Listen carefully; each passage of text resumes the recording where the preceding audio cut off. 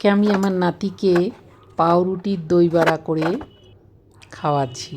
আপনারা দেখুন কিভাবে বানাচ্ছি।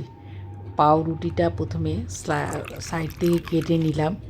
দইয়ে ঠান্ডা জল আর বিট নুন দিয়ে দইটা একটু পাতলা করে পাউরুটির পিসগুলো হাতে ভালো করে চেপে চেপে দইয়ের জলটা বার করে নিলাম। এবারে আমি মাঝখানে কাজু কিশমিশ দিলাম সবগুলো পাউরুটির মধ্যে।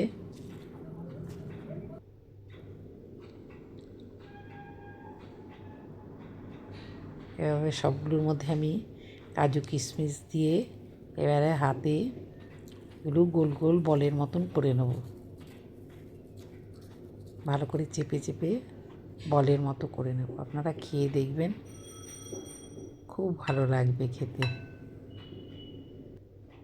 এবারে ওপর থেকে দই ফেটানো দিলাম, এটাই জল দিইনি। টমেটো সস দিলাম,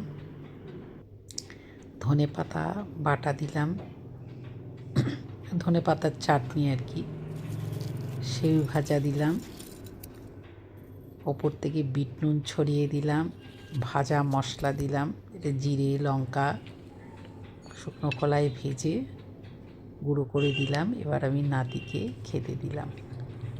খুব ভালো লাগলে জানাবেন।